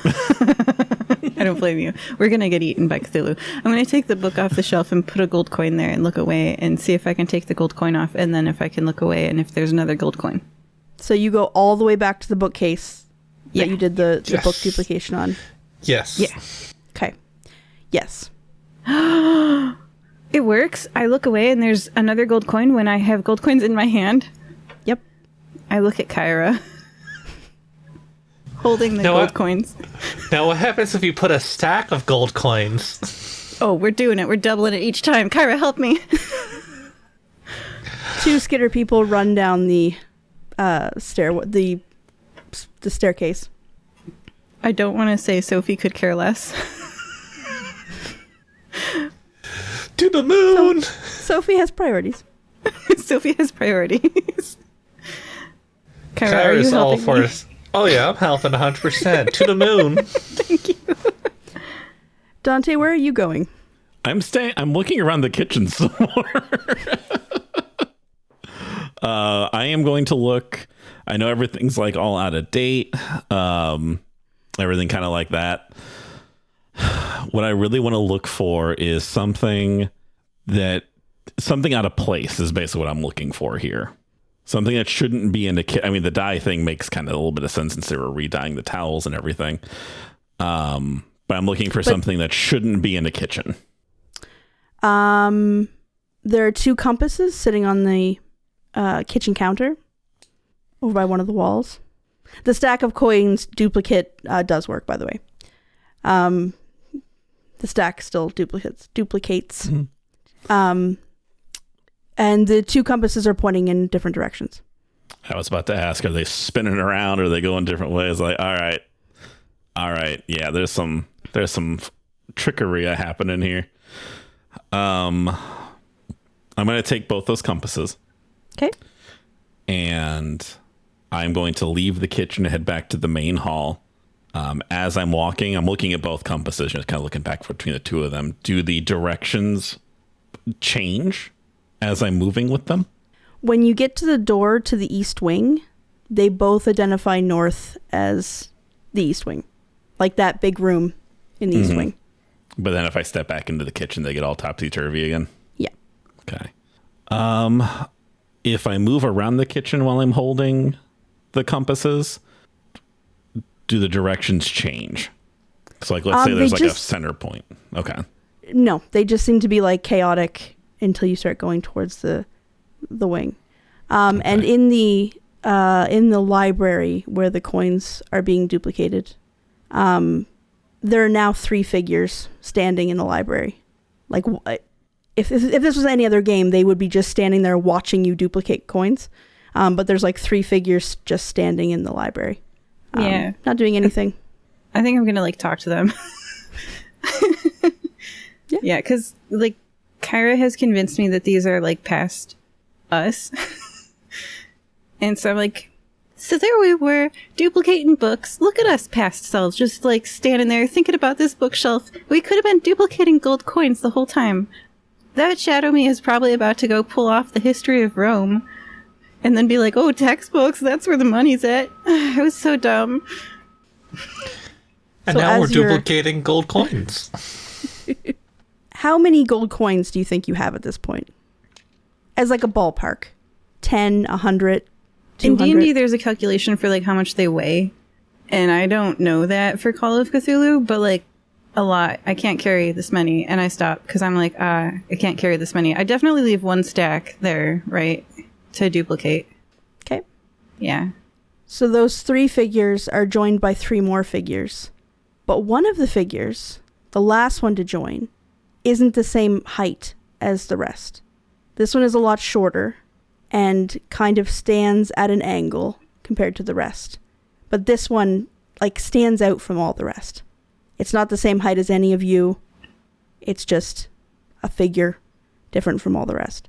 Yeah, Sophie's definitely about to die. Well, this was fun. I'm going to try to just... I've been ignoring them this whole time, right? So I'm just going to continue to ignore them and, like, carry my pile of gold. And I'm going to be like, so, Caiyra, do you want to go find Dante now? We have enough gold to buy a law firm to represent us, so this can be our house. Yeah, sure. We can we can find him. Sure, he's just still probably standing around the kitchen.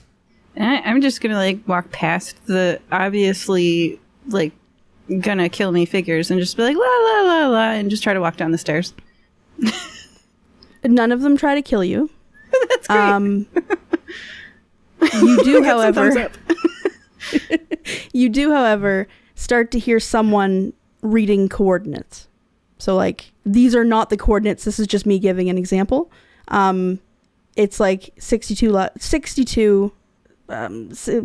hour, 14 minute, 6 Clinician latitude. Like, it's numbers, latitude, numbers, longitude. And the numbers, there's like 4 numbers and then they repeat. Then 4 numbers and then they repeat. And it's a male voice, just repeating those numbers over and over and over again. Yeah, that's totally normal. Oh, Caiyra, you said that the past is, like, echoing in this house. Is that the map maker guy? Could be. Hi, Sir Edmund. Bye. Give me a sanity roll, please, Sophie. Aw, because I waved hi to the ghost. 93. That's not... Nope, that's higher than mine. That would be... You lose 3 points of sanity. Down to 70. As I have... my whole worldview is cracking as what I think should be right, which is a person working for a job, getting enough money to make a living, have their own place by themselves, and crack my sanity. Because I can't afford that. And then the wealthy, of course, are wealthy because they're smarter than us and better than us, not because they were born into a situation that gave them an advantage, an unfair cheater advantage. Crack. There's my sanity over us. I'm losing it, but not in the right way. Yeah, actually, you do suffer a sanity break now. Because you lost 5 sanity in one day. Yeah. Oh, is it in one day or at one time? Because No, I think it's a one time. 5 at one time. Oh, it's a one time. Mm-hmm. Yeah. It's something else. So 3's close. I'm not happy, shall we say. Okay, where are you all going? I know Dante has been playing around with the compasses. We're heading back down to where we last saw Dante, I believe. Okay. So I presume that this coin duplication thing did take a little bit of time. So what my plan was to take these compasses to go to the funhouse hallway and see what happens when I bring them there. When you bring the compasses to the hallway, to the corridor, they're both pointing that north is in that big room. You can hear some of the doors on either side of the corridor kind of rattling. Not in any big supernatural way. Mm-hmm. It's just kind of like when a train goes by and like doors rattle that aren't in the frame completely. They start to rattle. And the compasses that were spinning crazy are now just pointing north. Like dead true. North is at the end of this corridor in that big room. And you see probably 5 of those people cross at the end of the hallway. And they are moving. They are quick. They're hoofing it. They are hoofing it, indeed. Future us running from the big bad. I'm just going to keep going. Okay.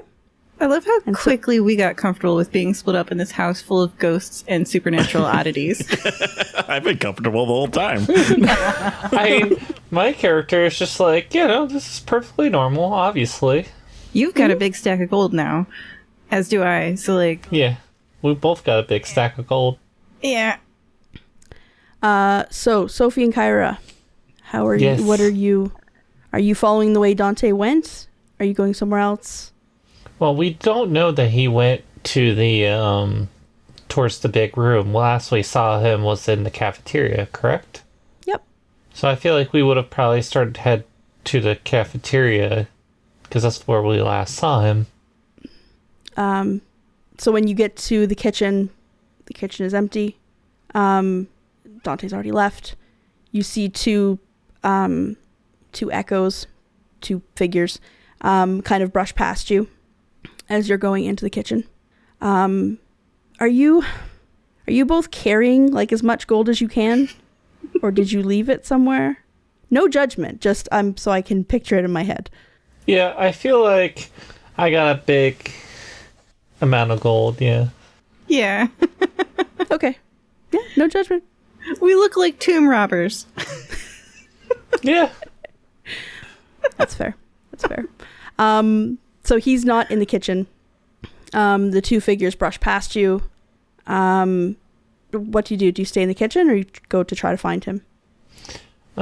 He's not here. Where do you think he went? Huh. I don't know. You want a sandwich?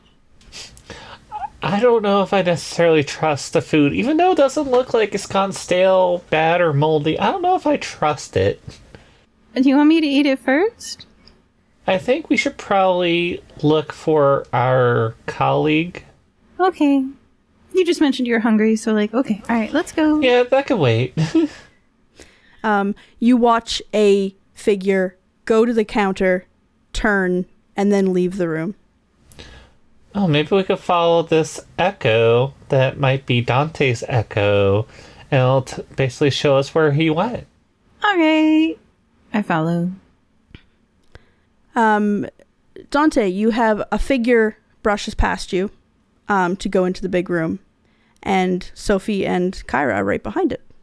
Oh, hi, Dante. Oh, good. You guys rejoining the party. That's cool. I found these compasses. I'm just following them right now.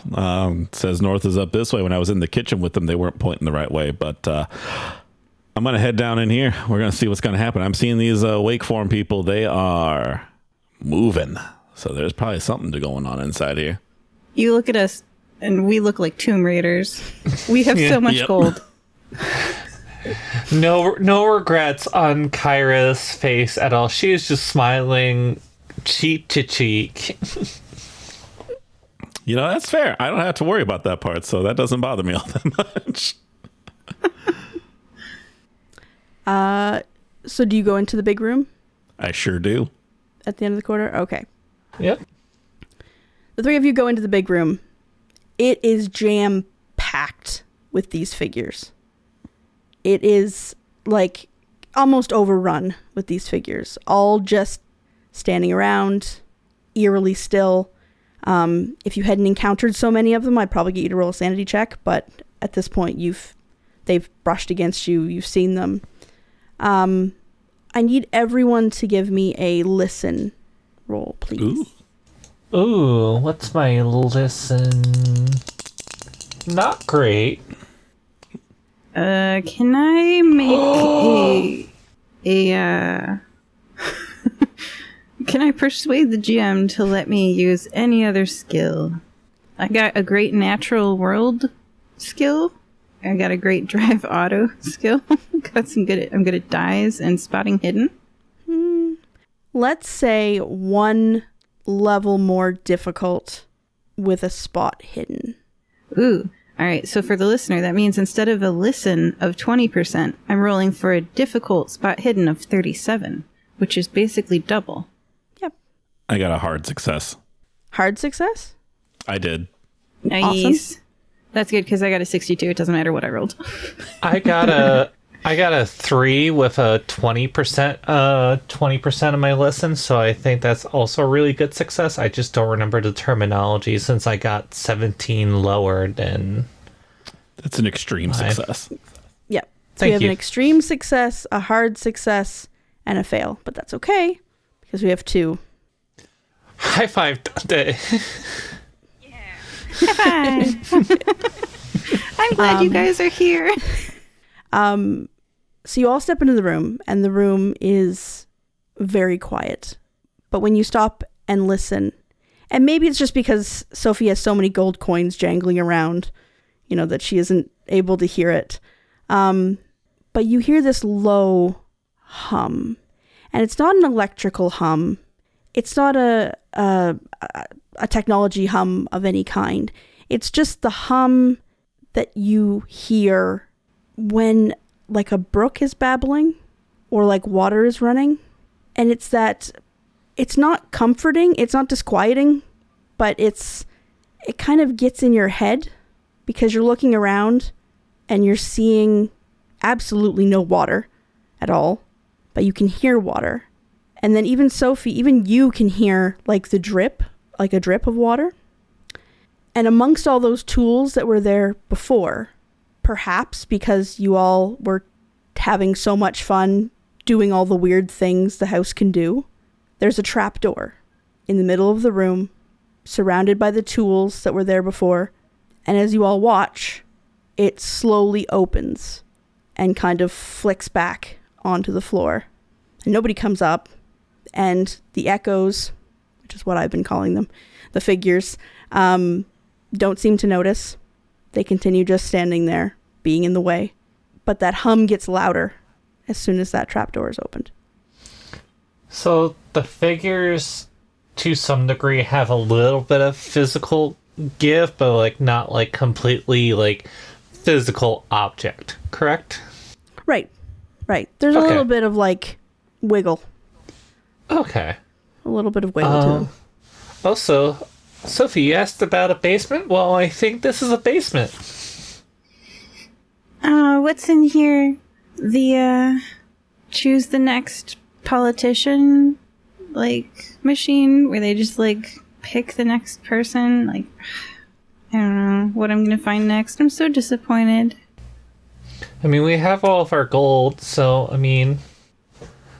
I feel like if we go down into whatever this trapdoor leads, it might reveal or give us a hint to what's making these echoes. Oh, that's right. Yeah, the house is dysfunctional. I guess if we buy this place, we gotta fix it up. Yeah.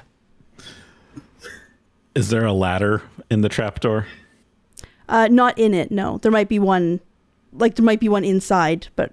That's what I mean. Like if I look down, do I see like a ladder? Yep. Yeah, there's a safe way to get down there.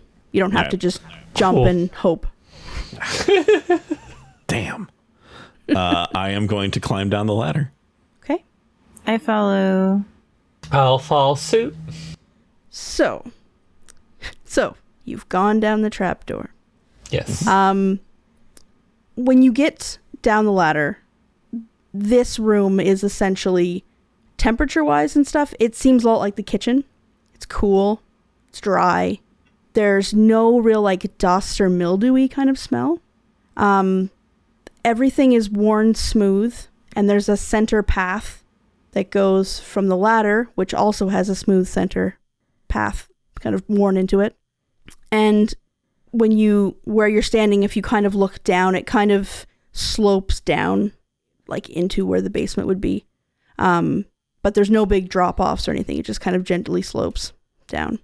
You can see a chamber, circular, larger than it should be, given the size of the house. This is a running theme.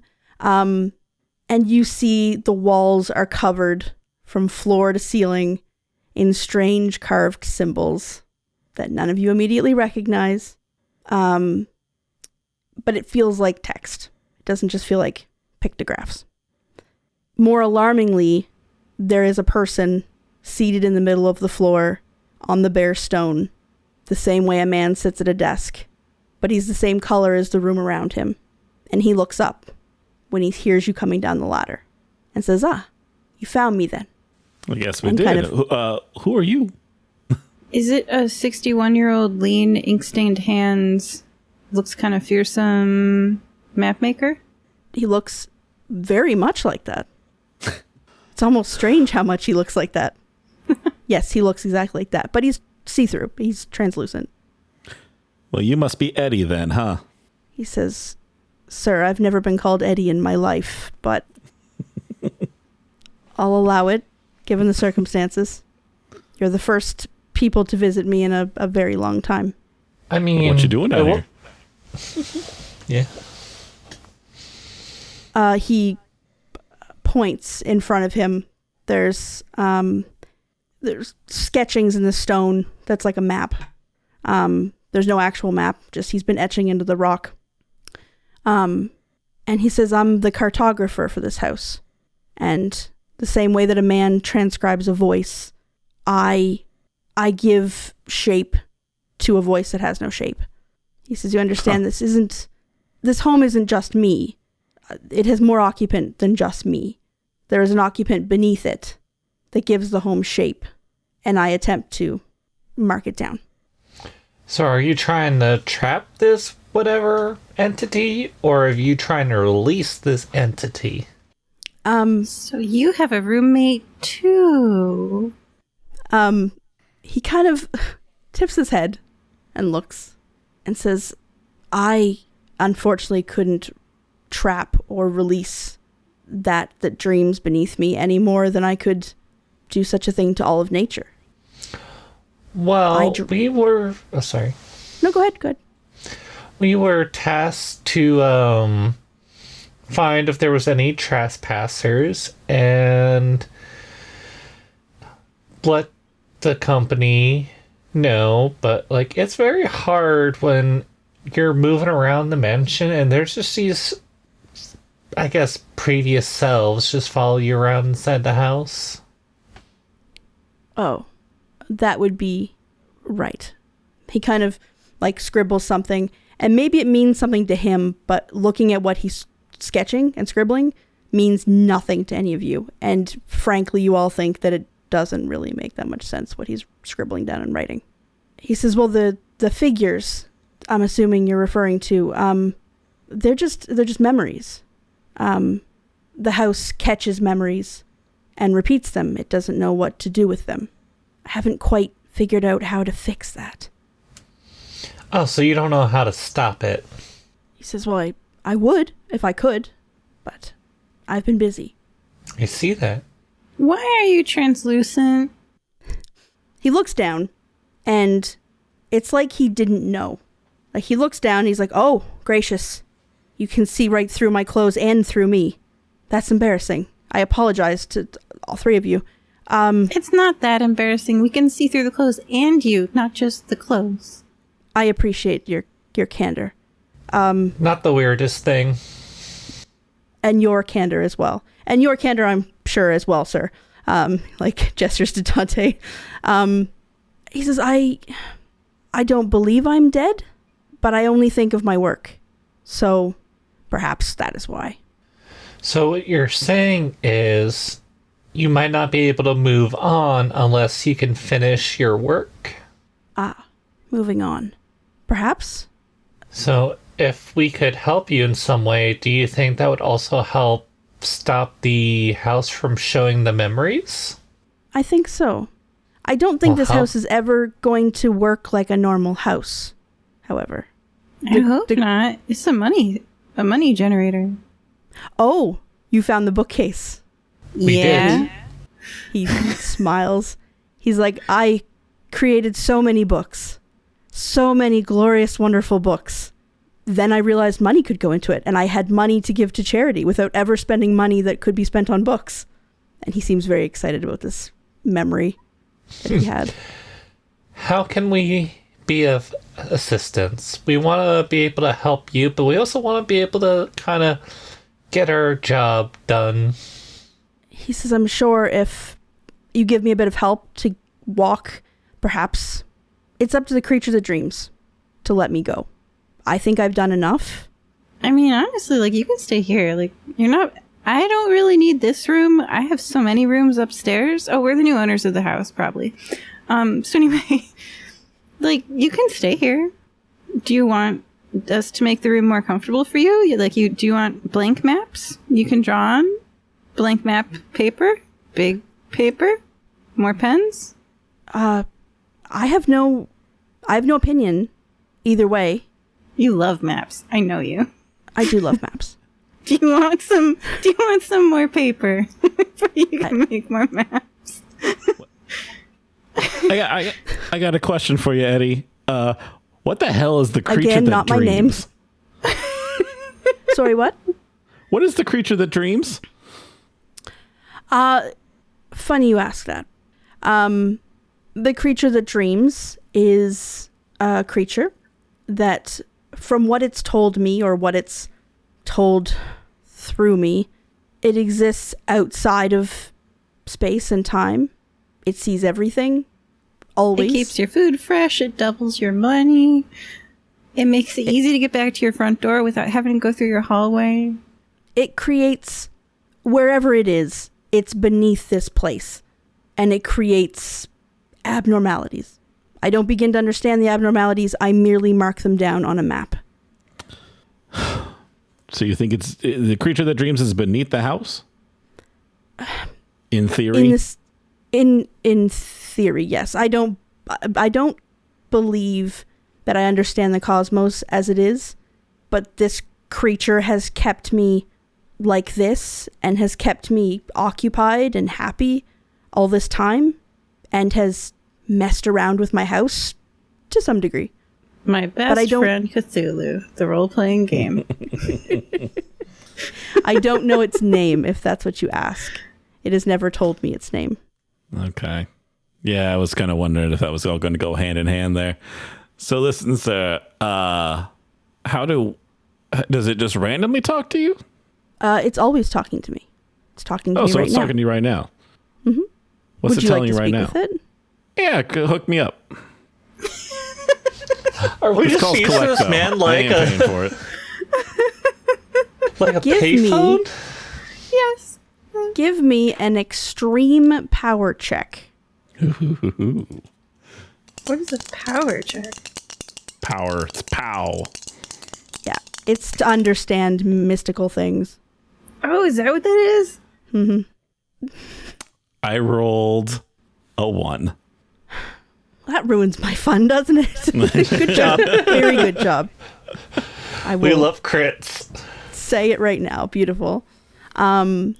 You suddenly, and you all see Dante just go still. And Dante, your head is filled with how the entity experiences this estate. It's beautiful. It's vast. It's inhuman. It's part of its territory. It's part of something that it loves. And then give me a sanity check. Yes. That is a 35 under 79. Very nice. Okay. So it's a success. I still have to roll a d10. Oh, yeah. No. I knew that was happening. So that's 5 lost sanity points and a +3 to Cthulhu mythos. That is the best possible scenario. Yeah, I had a suspicion. Means Yeah, five at except one for time? Five to yeah, yes. He experiences a sanity break. I gotta see what happens. I have to fail my intelligence check. you had to make friends with Cthulhu. Had to. So far, it's been Dante's character arc is things talking to him in his head. So Oh my gosh. I Oh yeah, rolled a you made friends with the core. So my intelligence is 70, and I rolled a 71, so I don't suffer a psychotic break. Perfect. But do we, the players? Oh, What is sanity? Yeah. So you don't have a break. Correct. You think at first that you can hear a voice, like maybe this creature that dreams is speaking to you in your head, but after a moment it goes away and you're left with all the images that you saw, all these feelings of like beautiful, inhuman, vast, and it's the creature's way of trying to be reassuring, of trying to be non-threatening. Reassuring Cthulhu? It's not Cthulhu. It's definitely not Cthulhu. No, No, it's Cthulhu's not. not this nice. No. So I ask, knowing the answer, would anyone else like to speak to the creature? Why? I have a translator. He only saw one option. Yeah. No. Sorry, you mean Edmund. Edmund, yeah, Edmund, like, can talk to it, and, I can talk to Edmund, so I'm good. Yeah, Okay. if Edmund can translate for us, that'd be great, because after seeing what happened to Dante, I don't think I can risk that. With how low my sanity is currently. Ooh. When I come out of my trance after talking to this thing, I want to go over and look at the scribblings on the wall. Can I understand them? You can't understand them in the sense of like a direct translation, but you can see how it begins with negative words. Think like mistake, I ruined it, I didn't do it properly, I'm sorry. And it slowly becomes more and more positive words. Like, oh, I got it this time, and there's a new room, and the wing looks beautiful. And so it's like, it could be Edmund's like ramblings, but it progresses from negative to positive, and where he's sitting directly behind him is the most positive. Amazing. Well, yeah, your sleeping guy, he's something else. Edmund's like, I would never call him my guy. Well, it's a colloquialism. Oh, apologies. I mean, I get it. You don't want to put labels down. I understand. It's challenging. But do you think he'd just be willing to just, I don't know, leave? The dreaming creature? Yeah. Oh, but Caiyra, if the dreaming creature leaves, this is just a normal house with no infinite money. I mean, true. My question for you, Edmund, is like, do you feel like your charity did enough? How do you mean? I mean, you had no limits on how much you could help, and you helped a limited amount. Perhaps. Are you suggesting something? Yeah, I think I'm going to do things differently. He like nods, and you can see him starting to become a bit more. The longer he doesn't work, the more he becomes a little more opaque. Like you can start to see a little bit of clothes here and there. His skin starts to take on like an actual skin tone instead of being translucent. Ah, he's not dead. We don't get to own the house. That's okay. My character should not have an infinite money glitch. I mean, if he's technically alive, we could just make him have him agree to sign the house over to us, or at least allow us to be roommates. Yeah, I think you need charity foundation advisors. He like stops and thinks. He's like, I have advisors for every other manner of my existence. Perhaps that's possible. Yeah, but we could be your advisors, and Caiyra does air quotes. He says, my dear, I think you're not supposed to do the air quotes when you are suggesting something. Perhaps. I'm not too familiar with how things are around here, but I'm learning. He just kind of nods and he looks down at his hand and it's starting to like You can see like the ink stains on his fingers, and his skin is coming back. You all can see kind of how gaunt he is. All of his pictures, he looks gaunt, so it's probably not a not eating thing. It's just he's gaunt. Yeah. He says, well, you all seem to be staying here until I decide whether I'm leaving this room or not. So, I mean, do you wish me to leave? Do you wish... Do I need to leave in order for you all to finish doing whatever it is you're doing? I mean, technically, we don't necessarily need to leave if you don't want to leave.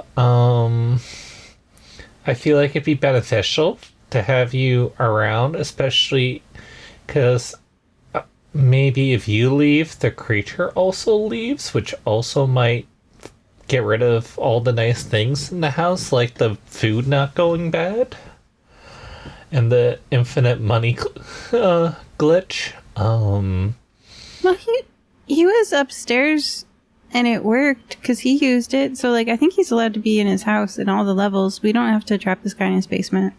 I don't necessarily mean trapped in the basement. I don't think just can't leave the house. Maybe. I don't know how this works. I'm not a supernatural person. But This is my first supernatural happening. I mean, not my first. I mean, being brought to this world was probably my first. But, you know. Anyways, we could probably, with all this money, own the house, and you could stay here, and we could just tell them that, yeah, no, everything's fine. Okay. Then that's what I choose to do. Yeah, so your law firm thinks that you're missing, and they were talking about, like, repossessing your house? So you should make an appearance, and then hire us as advisors for what to do with your charity distribution, and we'll put in the work and double the money and, like, distribute it for you. All in your name. This man has no idea of, like, bartering against what you're all suggesting. Like, he just wants to stay and be happy and make maps. The idea that he gets to do that, Yeah. he's like, okay, he will literally sign anything you want him to sign. Oh my And gosh. really, if he leaves, they're probably going to put him into care because he's talking about houses that don't work properly and creatures that dream that have entered his brain. And so he's like, okay, I will sign whatever needs to be signed as long as I can stay and make maps. All right, let's get this guy lots of paper. Lots of paper. Dante? Paper.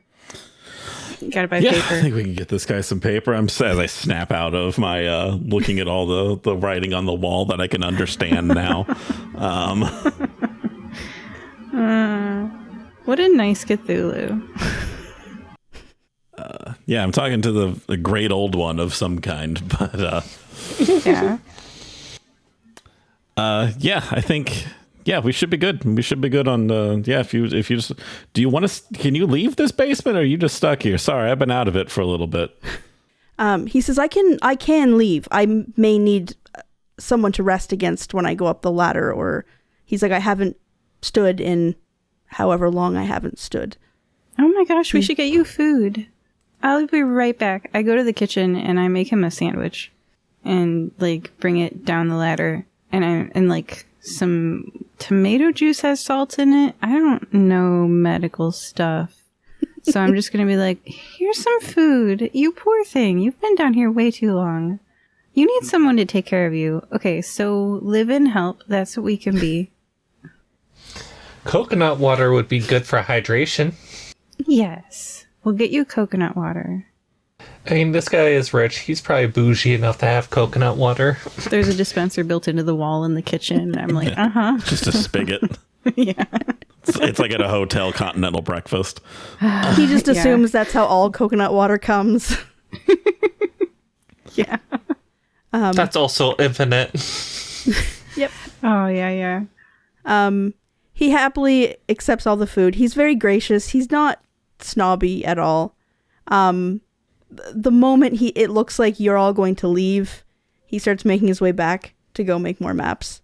We can say that you all get in contact with Mrs. Finch, and if you wish to become the new owners of the property, then... Oh, well, no, like, the guy's still around. Like, we have him come up to the entrance and, like, show himself and be like, he's still here. like, we went in your house, he was still here.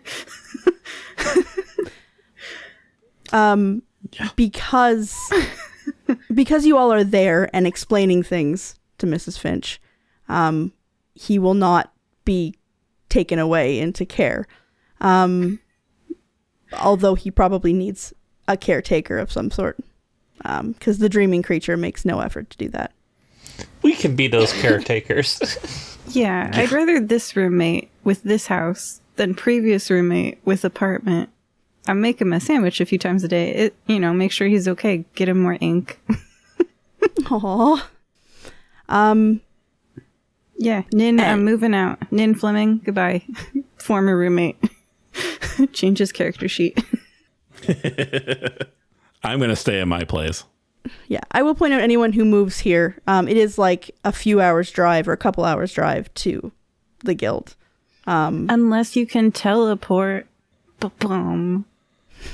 Yeah, let's try to convince the dreaming creature to add a teleport to the guild.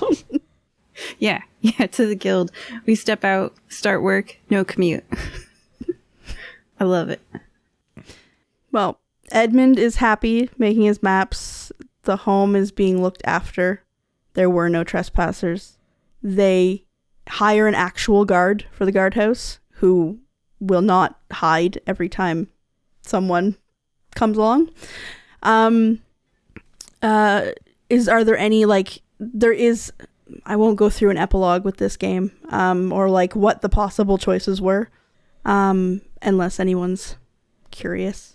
I guess we should say, there's a companion episode. You heard us say it. If you want to hear alternatives played out, listen to the companion episode. If you must know all of the possible endings, keep listening now. You're not missing anything in the adventure, just the alternative endings. Goodbye.